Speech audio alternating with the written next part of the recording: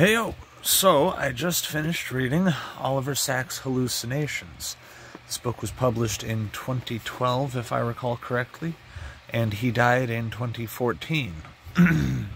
Oliver Sacks was a neurologist. He had patients. He was a licensed doctor. He had patients. He was involved in neurology, which means the study of the brain, of course. He particularly seemed to have been involved in medical neurology, clinical applied neurology.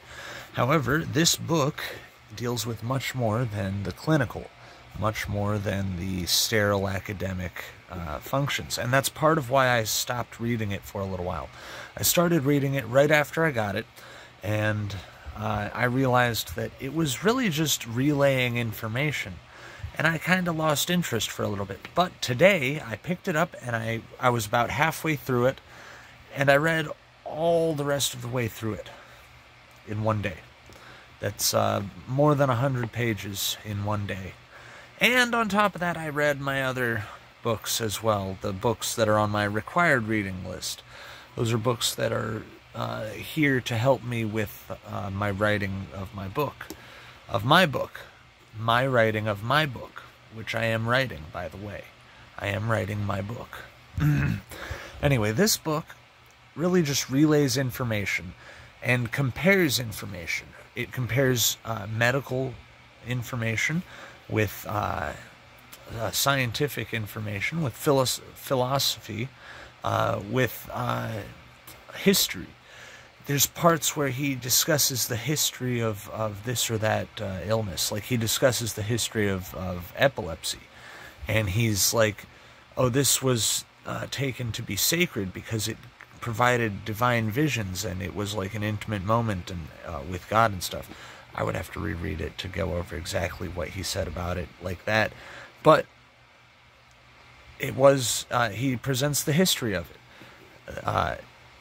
And he compares things to his own experience. There's so many details in here which are useful. Like, did you know that people with severe epileptic seizures have a feeling of familiarity with everything that's happening, with everyone around them, even if they're around strangers?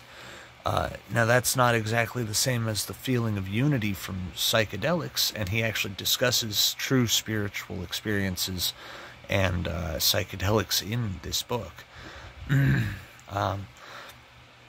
Unfortunately, he also confuses psychedelics and deliriums a little bit. He says that LSA is comparable to LSD. They are actually not anything alike. They are very, very different. They aren't even the same class of substance, because LSA is a deliriant and LSD is a psychedelic. They are not the same class of substance. They work very differently. And you may ask why that is, but it's two ethyl groups. Those aren't just atoms. Those are whole molecules which are added onto the substance.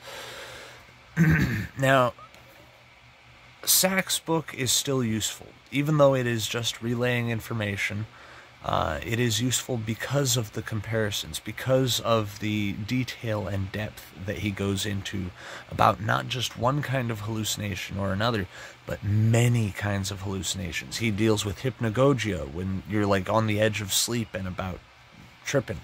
He deals with sleep paralysis. He deals with substances. He deals with post-traumatic stress disorder, even.